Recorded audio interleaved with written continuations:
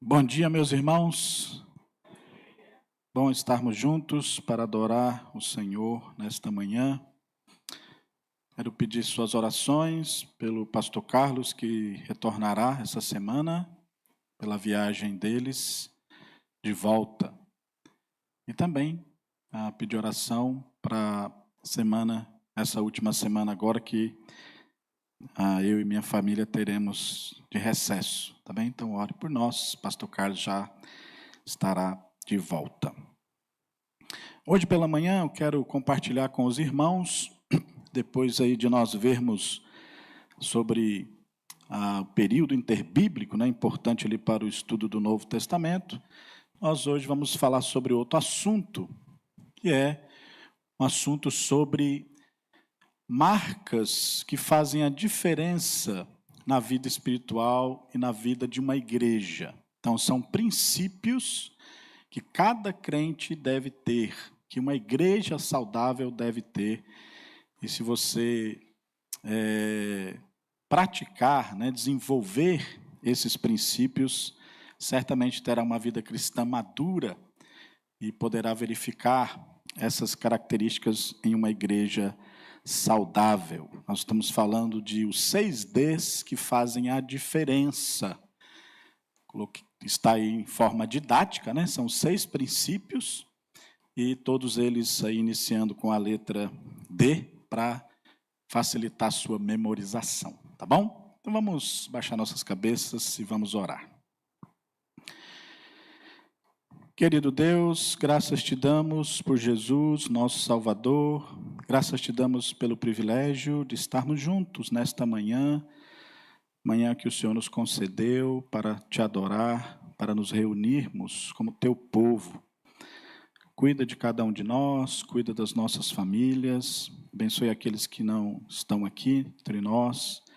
O Senhor venha abençoá-los, ajudá-los e cuidar das suas necessidades, fortaleça os que estão fracos e cuide daqueles que estão enfermos, abençoe os irmãos que estão viajando, proteja e guarde do mal. Rogo ao Senhor por cada um que está aqui, obrigado pela vida deles, na nossa vida, que eles venham a crescer no conhecimento do Senhor. Rogamos mais uma vez pelo pastor Carlos, sua família, pela viagem de volta, que o Senhor os conduza em paz e nos abençoe também no tempo de recesso. Fale aos nossos corações nessa manhã, é o que nós te pedimos. Em nome de Jesus, amém.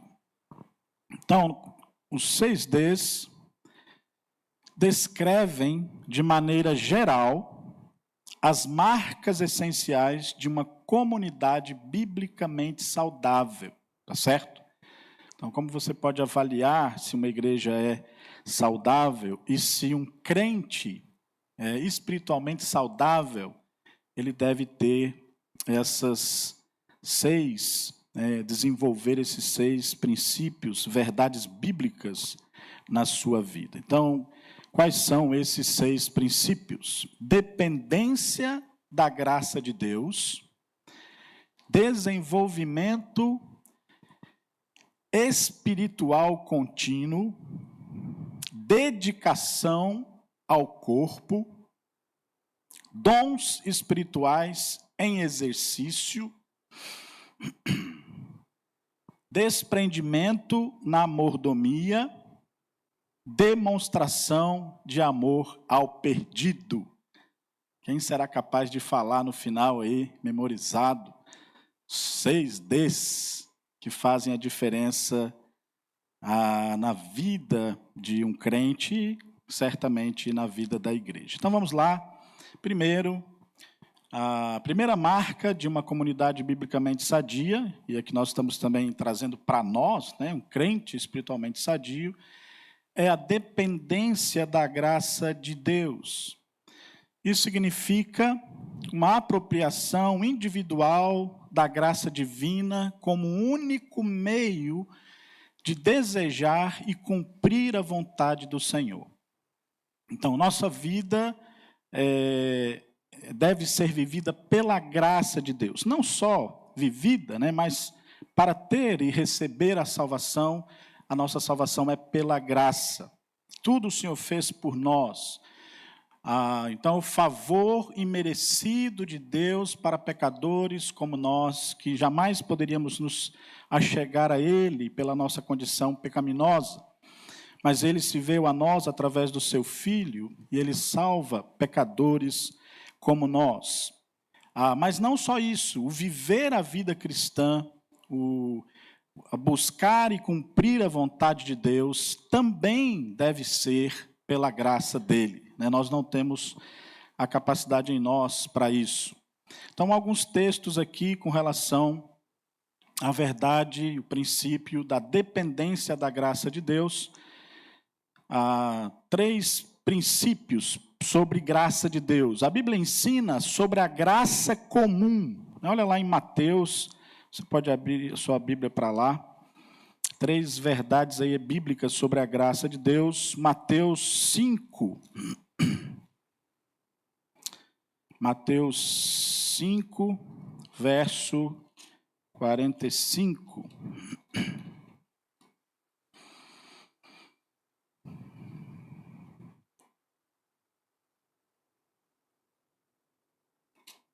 Falando sobre graça comum. Diz assim, verso 43, Vocês ouviram que foi dito, ame o seu próximo e odeie o seu inimigo? Eu, porém, lhes digo, amem os seus inimigos e orem pelos que perseguem vocês, para demonstrarem que são filhos do Pai de vocês, que está nos céus. Porque Ele faz o seu sol nascer sobre maus e bons, e vir chuva sobre justos e injustos. Então, Deus, Ele tem uma graça, um favor imerecido para todas as pessoas, tanto para aqueles que são dele, como para os ímpios. Quando Ele traz o sol, nos dá o sol, nos dá a chuva, nos dá o alimento, a provisão. Então, nós precisamos dessa graça para viver neste mundo. Mas a Bíblia também fala sobre a graça salvadora, que é baseada no que Cristo fez por nós na cruz do Calvário. Efésios 2, 8 e 9, porque pela graça sois salvos por meio da fé, isto não vem de vós, é dom de Deus, não de obras, para que ninguém se glorie. Então, porque pela graça sois salvos, não é algo que nós merecemos, pelo contrário, merecemos a punição, mas o Senhor nos dá a salvação em Cristo. E a Bíblia também fala sobre a graça capacitadora. O Senhor nos abençoando, nos ajudando, nos capacitando para realizar a obra dele. João 15, 5, inclusive foi lido aqui na leitura bíblica. Eu sou a videira, vocês são os ramos. Se alguém permanecer em mim e eu nele, esse dá muito fruto, pois sem mim nada podeis fazer. Nada nós podemos fazer se não for a ação da graça de Deus na nossa vida. Então, dependência da graça de Deus é o primeiro D aí que vai fazer a diferença em uma igreja madura, uma igreja biblicamente saudável, um crente saudável. É a compreensão de que ele precisa de Cristo, que ele depende de Cristo, de Deus, para tudo em sua vida, para a provisão dele, para a salvação e para a realização da obra de Deus. E aqui é muito importante, porque não fazemos nada pelas obras, nós não fazemos nada para poder ganhar méritos do Senhor nesse sentido, principalmente relacionado à salvação, mas dependemos dele. E quando nós realizamos alguma coisa para Deus, seja em qual área for no corpo de Cristo, na obra missionária, na expansão do Evangelho, em abençoar outras pessoas, vem de Deus para nós. Então, Deus que nos capacita para realizar a obra dele. Então, uma igreja onde o evangelho não é pregado, o evangelho da graça não é pregado, onde a evidência está nas pessoas, e não no Senhor Jesus que capacita, é um marco aí, né, mostrando que aquela igreja não é madura, que ela está se desviando do verdadeiro propósito de uma igreja. E também do crente. Né? O crente precisa entender que ele depende completamente da graça de Deus. Muito bem? Vamos falar todos juntos? Dependência da graça de Deus, vamos lá? Dependência da graça de Deus. É isso que você deve ter na sua vida e na sua igreja. Segundo D, a segunda marca de uma comunidade biblicamente sadia, desenvolvimento espiritual contínuo. Isso significa, meus irmãos, que a partir do momento que uma pessoa crê em Cristo como Salvador, e uma igreja que está sendo formada e amadurecendo como noiva de Cristo, deve ter evidência contínua de uma vida em transformação à semelhança de Jesus. Nós devemos amadurecer espiritualmente continuamente. Você deve hoje ser mais espiritual, mais conhecedor das Escrituras, né? Fugir mais do pecado de quando você se converteu. Entende isso? Então, é um crescimento contínuo. Isso deve ter evidência na sua vida, né? As pessoas devem olhar para você, devem olhar para mim e poder ver Jesus cada dia mais sendo formado em nós. Ver o fruto do Espírito e todos os aspectos do fruto do Espírito sendo mostrado na nossa vida. Então, alguns textos aqui. Romanos 8, 28 a 30 diz: sabemos que todas as coisas cooperam para o bem daqueles que amam a Deus, daqueles que são chamados segundo o seu propósito. Pois aqueles que Deus de antemão conheceu, Ele também predestinou para serem conformes à imagem de seu Filho, a fim de que ele seja o primogênito entre muitos irmãos. E aos que predestinou, a esses também chamou, e aos que chamou, a esses também justificou, e aos que justificou, a esses também glorificou. Então, não é só nesse texto, mas em outros textos das Escrituras, quando fala do crescimento espiritual do crente, do desenvolvimento dele em relação à maturidade cristã, ensina que nós devemos ser a semelhança de Cristo, né? Inclusive, na quarta-feira, a gente falou sobre isso, né? Sobre santificação, você ser semelhante a Deus, ser semelhante a Cristo, ao Espírito Santo, no sentido de desenvolver em si o caráter do nosso Deus. É claro que significa que nós temos muito, né, para desenvolver, jamais teremos tudo o que Ele é, mas podemos crescer a cada dia. O texto fala que Ele nos predestinou. Então, é plano e propósito de Deus. Quando Ele nos salvou, Ele deseja que cada um de nós seja conformado, a ideia de conformes, né, que tome a forma do caráter de Cristo, né, da pessoa de Cristo, assim como o Senhor Jesus era semelhante ao Pai, nós devemos ser semelhantes a Jesus em seus valores, em seu caráter e em suas atitudes. E esse texto fala aqui de vários aspectos da nossa salvação, né, para que cheguemos a essa possibilidade do desenvolvimento espiritual contínuo. O Senhor primeiro predestina pecadores, né, para a salvação. Isso significa que a nossa salvação, a base da nossa salvação é a eleição incondicional, né? Algumas pessoas pensam que a base da salvação é a fé.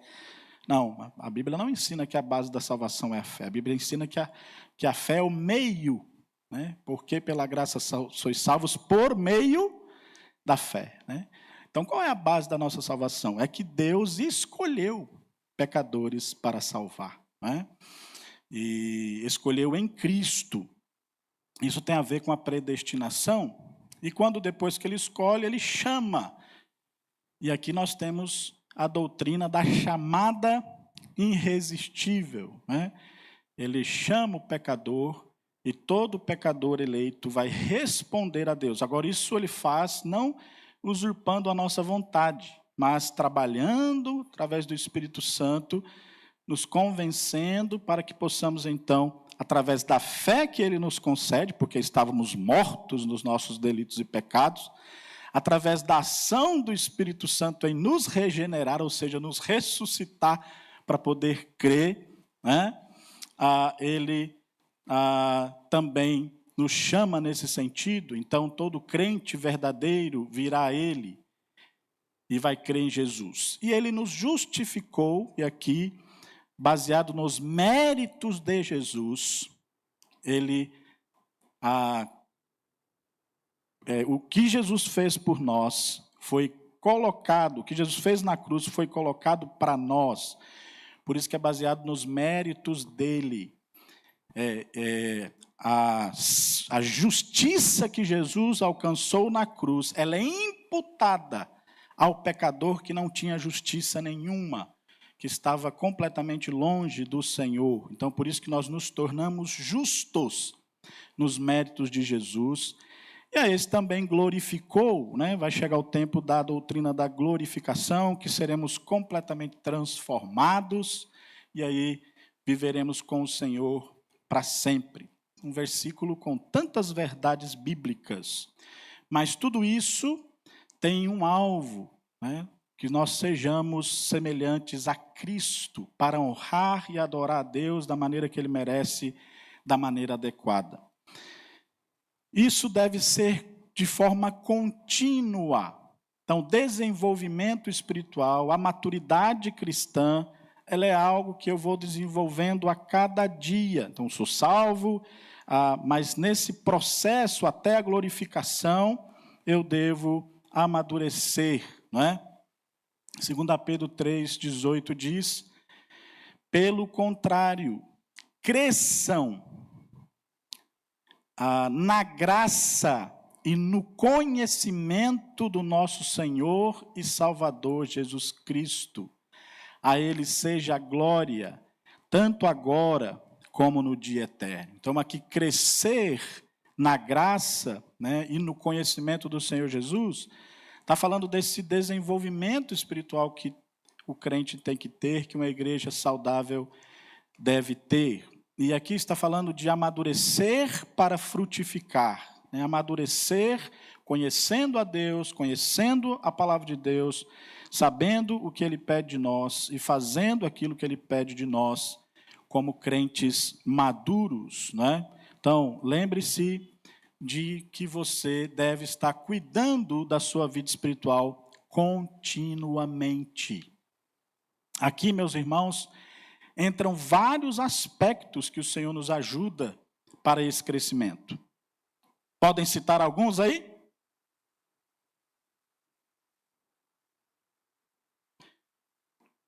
O que o Senhor deixou para nós podermos crescer? Leitura da palavra, isso significa leitura bíblica mesmo, devocional mesmo, tá certo? O que mais? Oração, é isso mesmo que eu estou perguntando, não fica com medo de responder não, é o arroz com feijão, não é? Da vida espiritual, que muita gente está esquecendo de se alimentar, fica comendo xilito, né? Aí na vida espiritual que não tem proteína espiritual e vai passar mal. Então tem que ler a Bíblia, tem que orar. O que mais? Comunhão com a igreja, né? A gente vai falar mais sobre isso. E vários aspectos que o Senhor nos tem dado, que muitas vezes a gente negligencia. Não negligencie a vida cristã básica, né? As disciplinas espirituais que nós devemos a cada dia realizar, porque isso tem a ver com o seu fortalecimento espiritual. Isso tem a ver com desenvolver-se a cada dia. Então, o ouvir pregações, o participar e vir na escola bíblica para aprender, o participar de cursos que a sua igreja fornece, o participar de grupos de estudo, né? A gente sabe que tem irmãos que não conseguem, que eu gostaria, mas como é bom os PGs, não é verdade? Como a gente cresce, como é diferente, por quê? Porque além da comunhão, além do tempo de oração, desenvolver amizade, a gente tem ensino bíblico e participação. Os irmãos podem perguntar, é um momento maior para isso. Então, é a igreja bíblica fornecendo, preparando, ajudando os seus membros a crescerem, ter um desenvolvimento espiritual contínuo. O jejum também é uma disciplina espiritual que pode ser e deve ser realizada, ajuda em alguns aspectos da vida cristã, principalmente quando nós estamos orando, desejando, e quando o jejum faz com que a gente lembre, né, de estar em oração na presença de Deus, da dependência dEle, é algo que o Senhor tem para nós. Então, são vários aspectos da nossa vida para nos desenvolver espiritualmente. Talvez um bom exercício agora seria avaliar a sua própria vida cristã. Não a do seu irmão, né? A sua. Pensando, quanto tempo eu tenho de crente? Quanto tempo eu já sou convertido? Como está aí o gráfico do meu crescimento espiritual? Hein? Às vezes a gente dá umas afundadas, né, no gráfico. Mas procure retomar o crescimento espiritual contínuo. Isso aqui, irmãos, não dá para ter recesso. A gente tem recesso de atividades da igreja, né? Mas não dá para ter recesso do desenvolvimento espiritual contínuo, não. Do crescimento espiritual, de buscar a maturidade cristã. Isso é diariamente. A gente precisa de depender do Senhor, né? De estar nele, né? Na videira, a permanecer nele. E isso é leitura bíblica, oração, aprendizado da palavra, comunhão íntima com Deus. É algo que os crentes perderam, e a gente não fala muito, que os crentes do passado faziam, principalmente os puritanos e tantos outros, é a meditação. Meditação não é só coisa de misticismo, não, né? De gnósticos ou de outros aí. Meditação é uma prática cristã que nos ajuda a crescer espiritualmente. Meditar na palavra. Lembra lá do Salmo 1? Na sua palavra, medita de dia e de noite. A ideia ali, aquela palavra ali, é a ideia de como se nós ruminássemos, né? Você já viu um animal que come, né? Ele vai comer na grama, depois ele para em algum lugar, e aí volta de um estômago quando ele encheu, porque tem vários estômagos, né? Ovelha, por exemplo, tem, se eu não me engano, 4 estômagos. Sabia? 4 estômagos, se eu não me engano. E ela volta e ela mastiga, porque a boca dela faz parte do aparelho digestivo. E os ruminantes são assim, né? Aí ele fica ali mascando e volta. Não é muito bonito a cena, mas eu já prestei atenção nas ovelhas. Uma vez coloquei elas no quintal lá em casa, eu estava olhando. E elas vai, fica comendo. Parece um cortador de grama, né? Aí elas vão, deitam em algum lugar, perto de uma sombra, geralmente. E aí eu fiquei observando, e você vê no pescoço dela um bolo de gramas de capim subindo. Aí ela masca, aí para, aí engole e você vê de novo, descendo. Ela está pegando de um estômago e jogando em outro, usando a boca para ruminar. A palavra meditar ali no Antigo Testamento tem essa ideia de que eu aprendi algo do Senhor, eu me alimentei com a palavra de Deus, depois eu paro para pensar naquela verdade bíblica. Eu paro para ver as implicações dela na minha vida cristã. Eu aproveito para memorizar as Escrituras. Né? Há versículos que a gente memoriza quando criança, mas que são muito importantes para nós. Né? Quem lembra lá? Escondi a tua palavra no meu coração para eu não pecar contra ti. Olha a importância da memorização. Eu tenho a palavra de Deus na minha mente, ela fica no meu coração. Aí quando vem a tentação, o texto vem para derrotar Satanás, para me ajudar a vencer a tentação. Foi assim que Jesus venceu. Está escrito, né? Ele usou a palavra. Então nós precisamos de crescer na graça e no conhecimento do nosso Senhor, aí com desenvolvimento espiritual contínuo. Terceira marca de uma comunidade biblicamente sadia. Qual é a primeira mesmo? Quem lembra? Dependência da graça de Deus. Segundo, desenvolvimento espiritual contínuo. Começa com D e vai pensando na lógica. É uma lógica espiritual, certo? Bíblica. Primeiro você precisa da graça de Deus. Primeiro você precisa ser salvo. Depois que você é salvo, o que acontece com a gente? A gente começa a crescer, a amadurecer na fé. E depois a gente se envolve onde? É claro que tudo isso é junto, né? Se desenvolve no corpo, cresce no corpo de Cristo, se envolve com o corpo de Cristo. Então a terceira marca de uma comunidade biblicamente sadia é dedicação ao corpo. Isso é bíblico. Você está aí, né? Todo crente verdadeiro, tem certeza da sua salvação, recebeu a graça de Deus, está fazendo algumas coisas para o seu crescimento espiritual, mas está inerte ou distante do desenvolvimento no corpo de Cristo, do envolvimento no corpo de Cristo. Isso vai atrapalhar o seu crescimento espiritual. Isso faz parte de um crente saudável, de uma comunidade biblicamente sadia. Dedicação ao corpo, irmãos, significa participação ativa nas reuniões da igreja e conexão com outros irmãos. Estamos falando aqui sobre comunhão.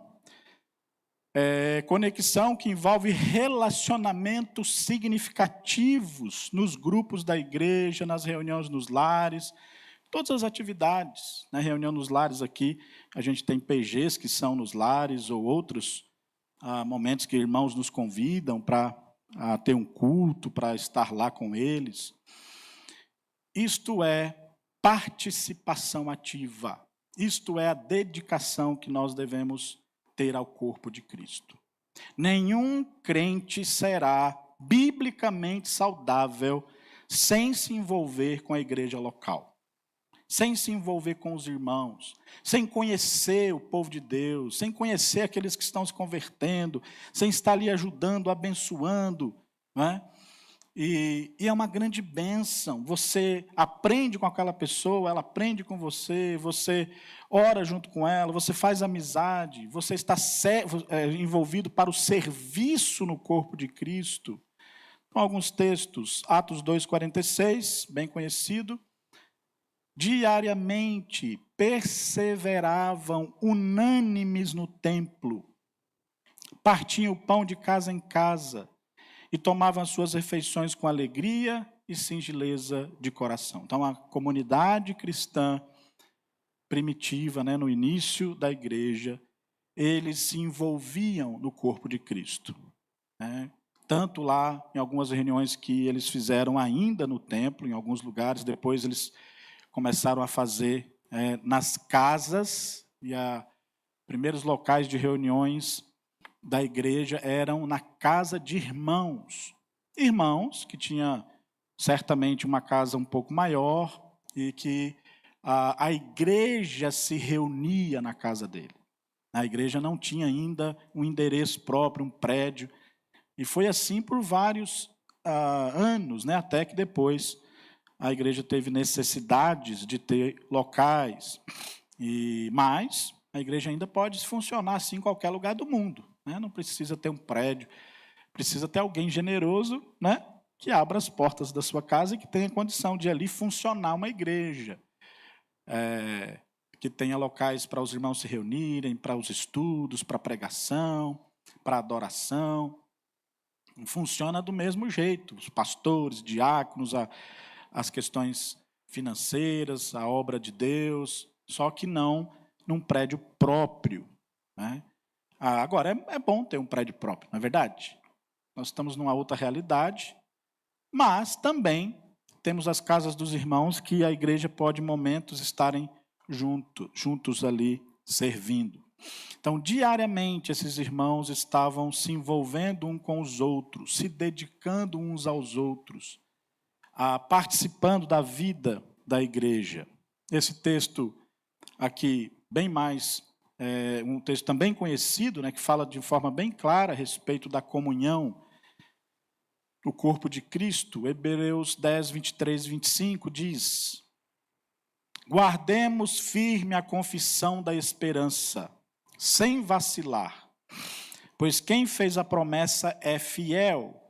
Cuidemos também de nos animar uns aos outros. Olha aí, está animando seu irmão, está orando por ele, está ligando para ele, está mandando uma mensagem, sentiu falta, né? Olha que importante, nós devemos sim, isso significa que às vezes podemos passar por um momento de desânimo. Nós precisamos nos animar. Animar no quê? No amor e na prática das boas obras. E aqui, boas obras é naquilo que nós devemos fazer para servir ao Senhor. Não é boas obras para salvação, lembra disso? Lá em Efésios capítulo 2, 10, depois de falar que a salvação é pela graça, o texto diz que ele nos criou para as boas obras, que ele preparou de antemão para que andássemos nelas. Então, o crente pratica boas obras sim, não é? Mas não para salvação, para abençoar as pessoas, para como salvo, como regenerado, ele agora faz aquilo que um crente deve fazer. Então, nós devemos nos animar uns aos outros nesse sentido. E quando a gente faz isso? No contexto do corpo de Cristo. Verso 2 diz: não deixemos de nos congregar, como é costume de alguns. Parece que isso não é de hoje, né? Algumas pessoas têm aí costume de deixar de congregar. E vai deixar de crescer espiritualmente, né? E hoje nós temos aí alguns defendendo a ideia de que pode ser crente à parte fora da igreja local, né? Os desigrejados. Isso é uma mentira de Satanás para você, para as pessoas, né? Não há vida cristã saudável no isolamento. Não há vida cristã saudável à parte da comunhão com o meu irmão, que me ensina, que me exorta, que ouve a minha exortação, que me anima ao amor, às boas obras. É algo especial que Deus traz para nós quando estamos juntos no corpo de Cristo, meus irmãos. Tanto na adoração, quanto no exercício da vida cristã, em comunhão uns com os outros. Então, não deixe de congregar. Ensine a sua família a importância da escola bíblica, do culto à noite, do culto de oração, das oportunidades que você tem para estar com a sua igreja, com a igreja que o Senhor lhe colocou. É muito importante. Pelo contrário, ao invés de deixar de congregar, façamos admoestações, ainda mais que agora vocês veem que o dia se aproxima, né? Então, aí a ideia de que o plano de Deus vai ser consumado. Façamos admoestações. É isso mesmo. É ajudar um irmão, é chamar a atenção daquele irmão com amor. É quando alguém falar com você, você agradecer, né? Admoestações para fugir do pecado, para tomar cuidado com o testemunho, para poder ler mais a Bíblia, orar mais, nos envolvermos mais com o corpo de Cristo. Então, dedicação ao corpo é uma marca importante. Olha esse texto lá em 1 João, um texto maior, mas eu gostaria de ler com os irmãos. 1 João, capítulo 4, do 11 ao 21.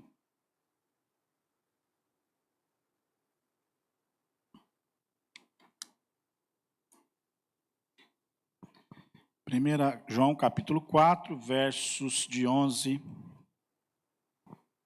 ao 21, diz assim: Amados, se Deus nos amou de tal maneira, nós também devemos amar uns aos outros. Olha só, a base para nós amarmos os irmãos é o amor de Deus por nós. Nunca ninguém viu a Deus. Se amarmos uns aos outros, Deus permanece em nós, e o seu amor é em nós aperfeiçoado. Então, mesmo que eu não vejo a Deus, mas ele permanece em nós. Ele é real. E o seu amor também permanece em nós. Então, como é que eu posso ver Deus? Uma evidência de Deus é através do amor que os irmãos têm uns pelos outros. Então, um irmão, ele creu em Jesus como seu Salvador, recebeu o amor de Deus por ele, o amor de Deus está inundando o seu coração, e ele ama o irmão, ele abençoa o irmão, ele participa da vida do irmão. Aquele irmão pode ver a presença de Deus através do amor daquele irmão que está ali se envolvendo com a vida dele. É maravilhoso isso no corpo de Cristo. Nós podemos ver Deus nesse sentido, através de como aquele irmão pode amar o outro. Amor incondicional. Amor não porque está esperando alguma coisa em troca. As pessoas do mundo, elas não entendem esse amor. Elas não sabem o que é isso. É tão interessante que muitos pensam que quando alguém faz alguma coisa para o outro, é porque vai vir aí, né? Vai vir alguma coisa, ele vai querer depois. O amor de Deus, não. É porque aquela pessoa tem Cristo na sua vida. Recebeu o amor de Deus na vida dela. E ela pode amar o outro, fazer o bem para o outro. Isso é um aspecto que só tem no corpo de Cristo. E em nós, esse amor é aperfeiçoado. Olha só, quando eu amo meu irmão, com o amor que Deus me deu, esse amor é aperfeiçoado no corpo de Cristo. Verso 13. Nisto conhecemos que permanecemos nele e que ele permanece em nós, pelo fato de nos ter dado o seu Espírito. E nós temos visto e damos testemunho de que o Pai enviou o seu Filho como Salvador do mundo. Então, a evidência que a igreja tem o Espírito Santo, que ela recebeu Jesus e foi beneficiado pela obra de Cristo na cruz, é que ela ama uns aos outros. A evidência de que uma igreja é bíblica e que Deus está presente na vida dessa igreja é o amor demonstrado uns pelos outros. E nós temos visto e damos testemunho de que, verso 15, aquele que confessar que Jesus é o Filho de Deus, Deus permanece nele e ele permanece em Deus. E nós conhecemos o amor e cremos neste amor que Deus tem por nós. Deus é amor. E aquele que permanece no amor, permanece em Deus. E Deus permanece nele. Então, o amor ao irmão é uma evidência de que você tem um amor de Deus na sua vida. Que você foi alcançado por esse amor. Nisto o amor é aperfeiçoado em nós, para que no dia do juízo mantenhamos com confiança. Pois assim como ele é, também nós somos neste mundo. No amor não existe medo, pelo contrário, o perfeito amor lança fora o medo. Então, o crente não tem que ter medo do juízo final. Quem estava nas quartas-feiras que a gente estudou esse texto, vai lembrar disso. O juízo não é para nós. Jesus já foi julgado por nós na cruz do Calvário, e nós não precisamos temer o juízo, não é? Porque o perfeito amor que vem de Deus para nós lança fora o medo. A gente tem confiança diante de todo o pecado que a gente já cometeu, todas as coisas erradas que nós fizemos, como que a gente deveria viver? Com medo, não é? Apavorados do juízo. O texto está falando sobre isso, não é? Mas eu não preciso temer o juízo, porque o perfeito amor lança fora todo esse medo, porque nós somos alcançados pelo perfeito amor de Deus. No amor não existe medo, pelo contrário, o perfeito amor lança fora o medo, porque o medo envolve castigo, punição e tormento, e quem teme não é aperfeiçoado no amor, então, porque não está sendo maduro na verdade de que é perdoado, que é salvo. Nós amamos porque Ele nos amou primeiro, base para a nossa salvação e base para nós respondermos o amor dEle. É porque Ele que nos amou primeiro, aqui é a graça e a eleição.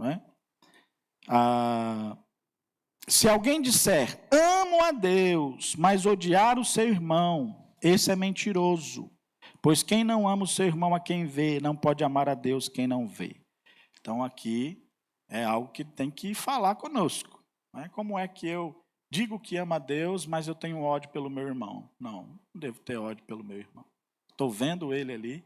Então, se o amor de Deus é verdadeiro na minha vida, eu vou amar o meu irmão, mesmo que ele tenha feito alguma coisa para mim.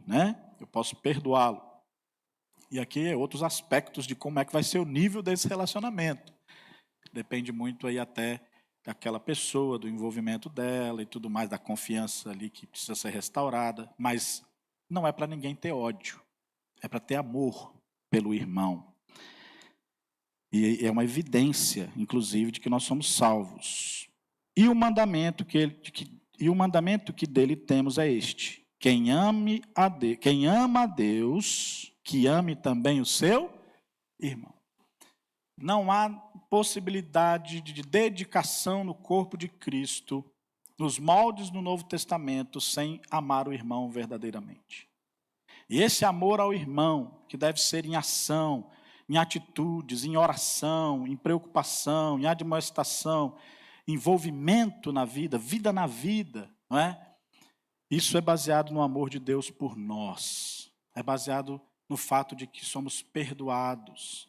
E aí eu posso amar e dedicar a minha vida ali a outros. Então é muito importante que nós nos dediquemos ao corpo de Cristo e amemos uns aos outros. É o exercício aqui de uma vida cristã madura e saudável. Então cresça no seu amor pelo seu irmão. Se tem alguma luta no coração, trate, peça perdão, e prossiga servindo ao Senhor e amando o seu irmão como o Senhor deseja. Ok? Quais já temos? Qual é o primeiro mesmo? Dependência na graça de Deus. Desenvolvimento espiritual contínuo. Dedicação ao corpo. Quarta marca de uma comunidade biblicamente sadia. Dons espirituais em exercício. Como é que eu me dedico ao corpo, além do amor? É através do serviço. Serviço não só uns para com os outros, mas serviço a Deus. Então, um crente que é salvo pela graça, que está crescendo espiritualmente, ele se envolve com o corpo de Cristo e com os seus irmãos, e ele serve. Ele procura saber quais os seus dons espirituais, quais os seus talentos, quais as áreas que Deus o tem dado, capacitado, e se envolve servindo o corpo de Cristo, os irmãos, edificando a igreja, ajudando o crescimento dos irmãos. Serviço no corpo de Cristo, a ideia de dons espirituais em exercício, servindo no corpo de Cristo, de acordo com a capacitação sobrenatural dada por Deus. Então, talento natural é aquilo que Deus me deu e eu recebo quando eu nasci. A pessoa que nasceu, ela recebeu talentos de Deus. E nós temos vários talentos. E dom espiritual é a capacitação sobrenatural que Deus dá para o exercício no corpo de Cristo, em várias áreas, que eu recebo quando eu creio em Jesus como Salvador, quando há o nascimento espiritual. Romanos capítulo 12, verso 4 a 8, Porque assim como um só corpo temos muitos membros, num só corpo temos muitos membros, mas nem todos os membros têm a mesma função. Assim também nós, embora sejamos muitos, somos um só corpo em Cristo e membros uns dos outros.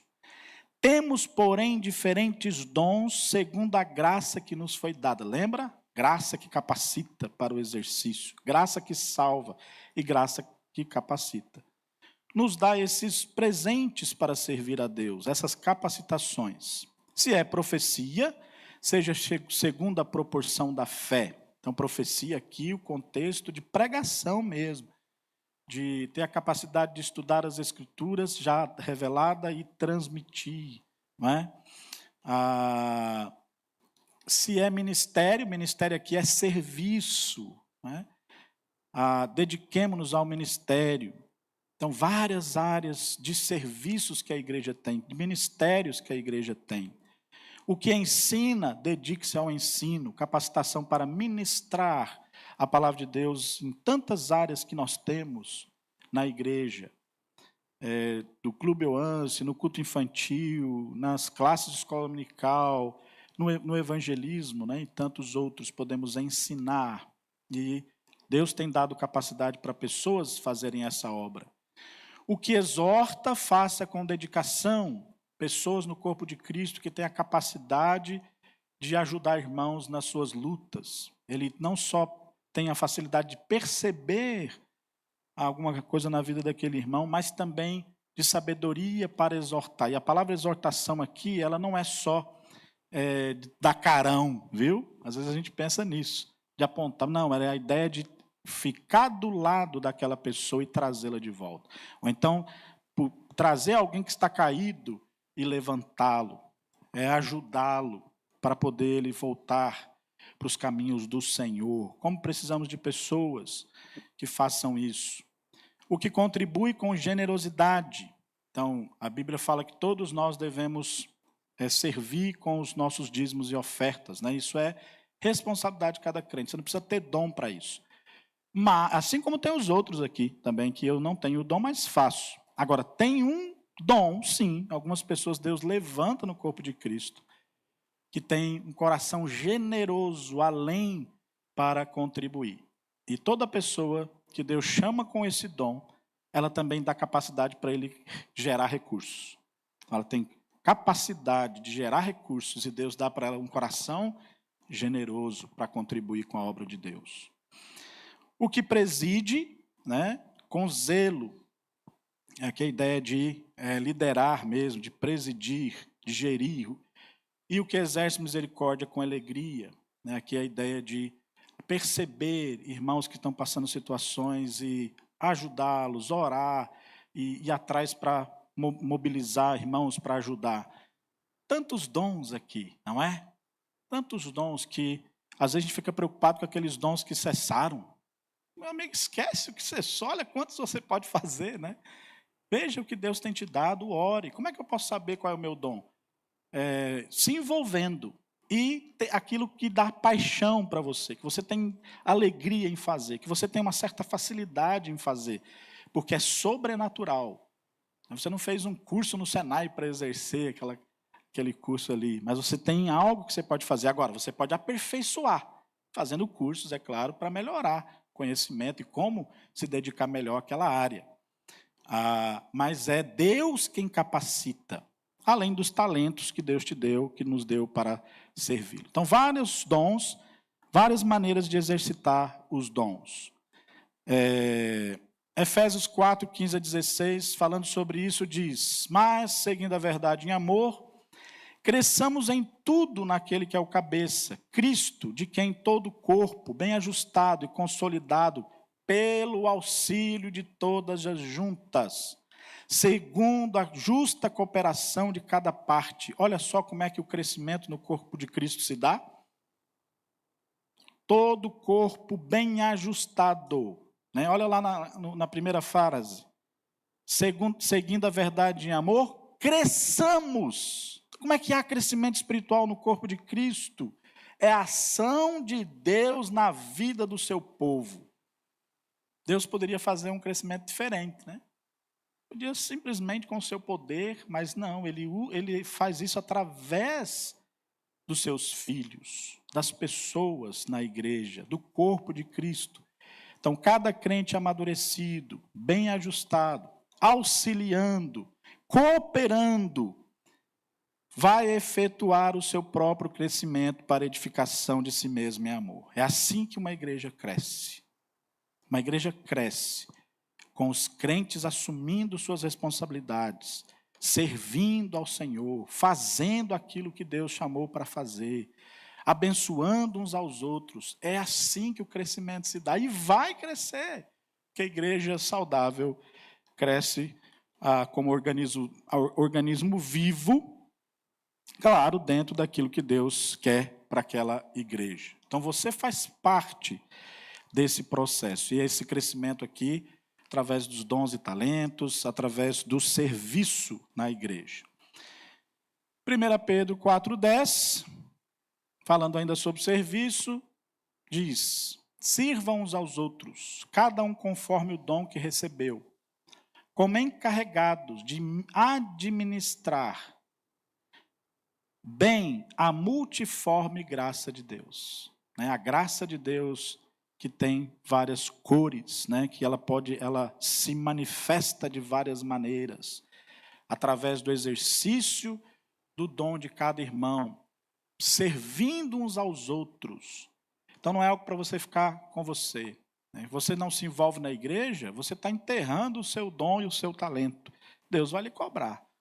Você tem dom e talento que Deus quer que você use. Se você é salvo, se você é crente verdadeiro, Deus tem algo para você fazer no corpo de Cristo. Nem sempre vai ser visível, nem sempre vai estar na frente, mas Deus está abençoando irmãos para realizar a tarefa. Orando uns pelos outros, ajudando, servindo, abençoando uns aos outros. Muito bem, vamos lá? Dependência.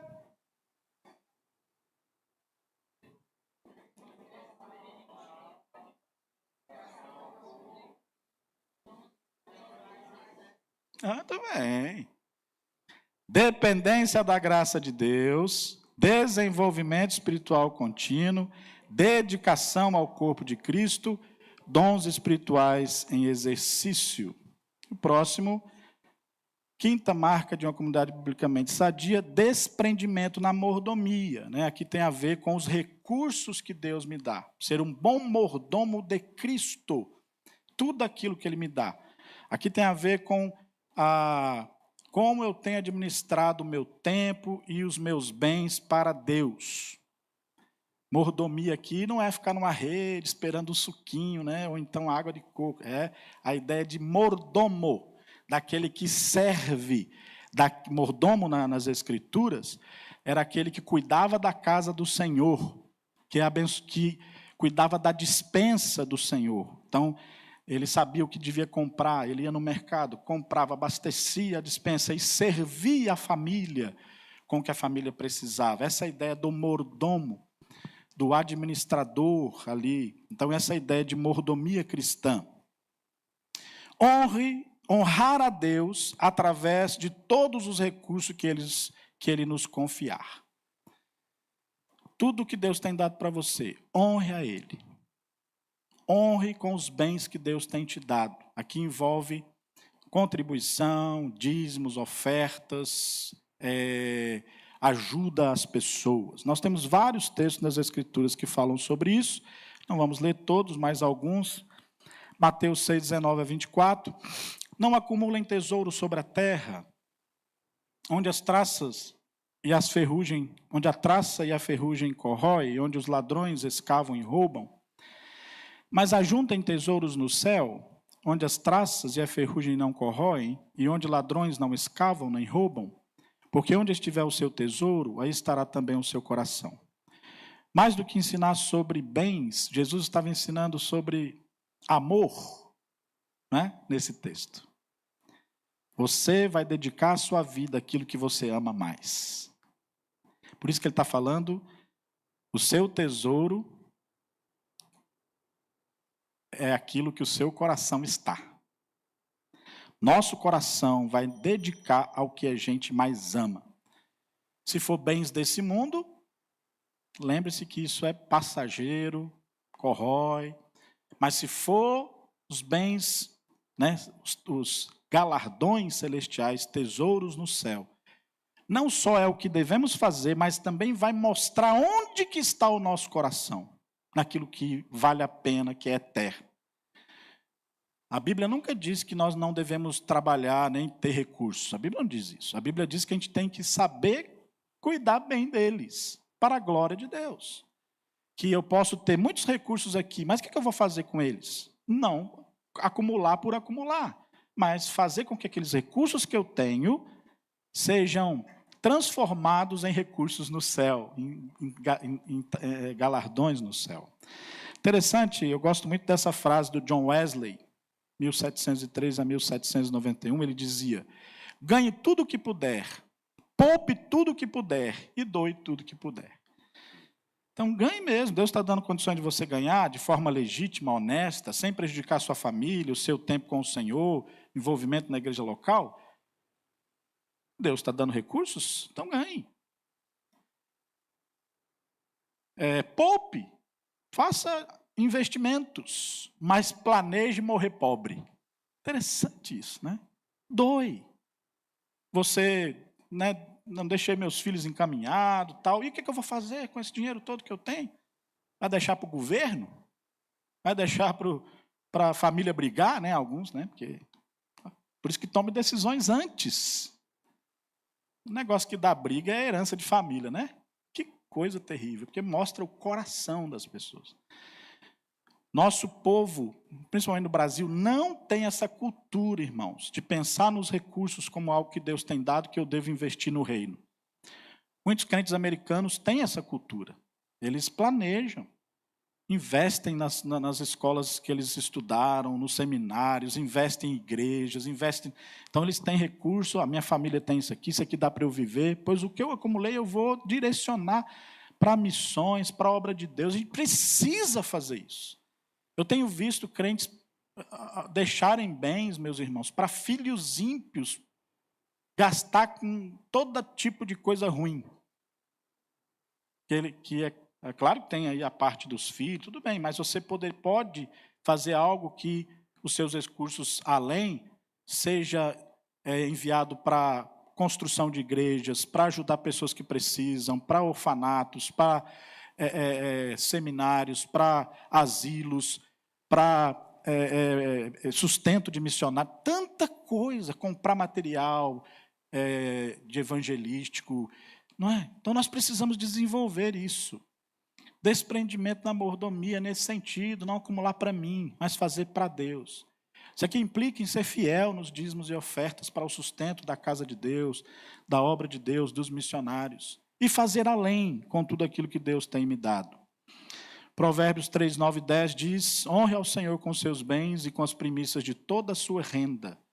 E os seus celeiros ficarão completamente cheios, e os seus lagares transbordarão de vinho. Então, ser fiel, na verdade, tudo que nós recebemos pertence a Deus.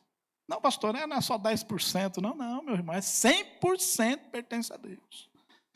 Agora, ele diz para você administrar a maior parte disso e pede apenas uma parte, que deve ser... Agora, a parte que fica para a gente administrar, também deve ser administrada para Deus, viu? Não é do jeito que eu quero, não. Então, seja fiel nos dízimos, nas ofertas, nas contribuições para ajudar pessoas. O nosso dinheiro deve servir para o sustento da nossa família, para o sustento da obra de Deus e para a ajuda dos necessitados. É assim que a Bíblia ensina. E muitas vezes a gente está... Aqui não estou dizendo que a gente não deve ser previdente, deve ser responsável, cuidar do seu... da sua aposentadoria, mas com sabedoria. E se Deus tem lhe dado recurso além, aplique no reino de Deus. E, na verdade, ele sempre há uma parte que a gente pode aplicar. Sempre você pode fazer, porque se você for fiel no pouco, você também será fiel no muito. Então, honre. E aqui o texto diz, com o melhor, com o que Deus está me dando. E ele não vai deixar faltar nada para mim. Olha o que diz em Filipenses 4, aqui está errado, viu? Aqui é só o 11. E o meu Deus, segundo a sua riqueza em glória, há de suprir em Cristo Jesus tudo aquilo que vocês precisam. Quem é que supre as suas necessidades? Deus. Quem é que dá o dinheiro para você, os recursos que você tem é Deus. Ele que capacita você e eu para ganhar recursos, para trabalhar, para dar aula, para ter um comércio, para ser engenheiro, para ser médico, para ser um profissional liberal. É Deus quem dá saúde, capacidade, oportunidade. Sem Ele nós não podemos fazer nada. E Ele é que supre. Então não tenha medo de ser fiel nos dízimos e ofertas. Deus vai abençoar você nesse sentido. Né? Não como barganha, mas porque Ele é bom. E Ele espera um coração fiel em gratidão a Ele. Por último, sexta marca de uma comunidade biblicamente sadia. Quem quer aí dizer? O que faltou aqui?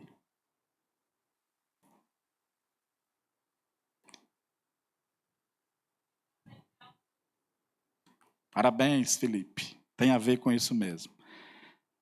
Demonstração de amor ao perdido. Né? Tá vendo como é lógico? Então, eu dependo da graça de Deus. Eu tenho um desenvolvimento espiritual contínuo. Dedico ao corpo de Cristo. Exerço os dons no corpo de Cristo para o serviço. Tenho um pensamento correto sobre os recursos que Deus me dá, servindo ao Senhor, sendo fiel nos dízimos e nas ofertas para o sustento da obra de Deus. E eu prego o Evangelho, testemunho de Cristo, tanto no aspecto do evangelismo pessoal, quanto no aspecto da obra missionária. Vocês estão vendo como que Deus deixa claro para nós o que Ele pede de nós como igreja? E é isso que Ele quer que a gente faça, meus irmãos. Demonstração de amor ao perdido é a ação impulsionada pelo amor de Deus às pessoas perdidas. Eu amo, o Senhor me amou, amo os pecadores, e enviou Jesus para salvar pecadores como nós, e eu devo anunciar este evangelho. João 3,16, 17, bem conhecido, né? Porque Deus amou o mundo de tal maneira que deu o seu Filho unigênito para que todo aquele que nele crê não pereça, mas tenha a vida eterna. Porque Deus enviou o seu Filho ao mundo, não para que condenasse o mundo, mas para que o mundo fosse salvo por ele. Né? E o mundo aqui é aqueles que Deus vai salvar, né? Porque em Cristo morreu. Ele não veio condenar, ele vai vir ainda em juízo para condenar os perdidos, mas ele veio para salvar pecadores. E nós devemos falar para as pessoas deste evangelho, deste amor e amá-las. 1 Pedro 3,15 diz: antes santificai a Cristo como Senhor em vossos corações, estando sempre preparados para responder todo aquele que vos pedir a razão da esperança que há em vós. Uma vida santa, dedicada a Cristo, responde de maneira adequada àqueles que têm dúvida, que querem saber sobre a nossa fé. E não só os que querem saber, né? Prega a tempo e a fora de tempo.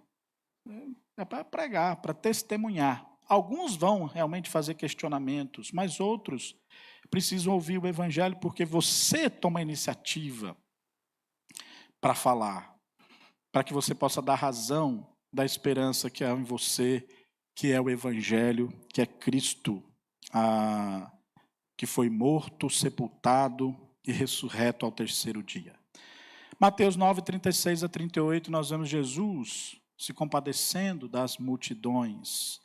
Vendo ele as multidões, compadeceu-se delas, porque estavam aflitas e exaustas, como ovelha que não tem pastor. É assim que as pessoas estão, meus irmãos, perdidas. Algumas delas achando que ideologias, né, vão ajudá-las, ficam ali com aquela ilusão que vai resolver. Não vai resolver. Só Jesus pode resolver, né? Só o Senhor pode resolver e tirar essa aflição do coração do pecador, para que ele tenha perdão, não mais culpa. E o Evangelho, só o Evangelho pode fazer isso. Então disse aos seus discípulos: a seara, na verdade, é grande, mas os trabalhadores são poucos. Rogai, pois, ao Senhor da seara que mande trabalhadores para a sua seara. Todos nós devemos ser compromissados com a pregação do Evangelho. O evangelismo como estratégia evangelística, como algo intencional que eu faço aonde eu estiver, como estilo de vida, testemunhando no meu trabalho, na escola, para os meus parentes, mas também estratégia no sentido de ter meios para propagar o Evangelho, se envolver em missões, abençoando aqueles que estão pregando o Evangelho aonde nós não podemos chegar. Então, demonstre amor pelo perdido. Melhor maneira de demonstrar amor por alguém, compartilhe o Evangelho com ela. E se ela não se converter, isso não é algo que pertence a nós, né?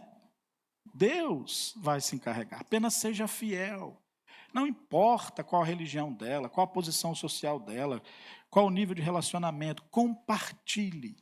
Uma das boas maneiras de compartilhar o Evangelho com alguém é fazendo amizade com essa pessoa. Então faça amizade, se aproxime de pessoas, né? Tem os níveis de amizade que a gente pode ter e fale para ela do amor de Cristo. 6 Ds que fazem a diferença, que mostram a característica de uma igreja biblicamente saudável e de um crente biblicamente saudável. Dependência da graça de Deus. Vamos falar juntos? Dependência da graça de Deus, desenvolvimento espiritual contínuo, dedicação ao corpo, dons espirituais em exercício, aumento na mordomia, demonstração de amor ao perdido. Vamos lá? Sem ver? Dependência da graça de Deus, desenvolvimento espiritual contínuo, dedicação ao corpo de Cristo, dons espirituais em exercício, desprendimento na mordomia, demonstração de amor ao perdido. Então, se você é salvo por Jesus, pela graça, você vai crescer e vai buscar o crescimento e desenvolver-se espiritualmente, continuamente, amadurecendo. Vai se envolver no corpo de Cristo, na igreja local, vai servir a igreja e o Senhor através dos seus dons espirituais, dos seus talentos. Vai usar os seus recursos de maneira apropriada para glorificar ao Senhor, tanto no sustento da obra local, quanto na abençoar outras pessoas que precisam e na obra missionária. E vai evangelizar e se envolver com a obra missionária. Amém? Observações, contribuição dos irmãos? Sim.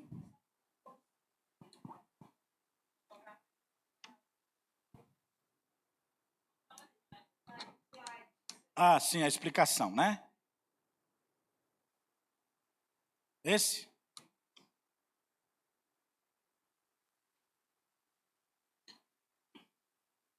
Mais alguma coisa? Vamos ficar em pé e orar? Falar com o irmão Pedro. Vamos nos esticar, né, Pedro? Esticar um pouco aí, ficou sentado um bocado de tempo.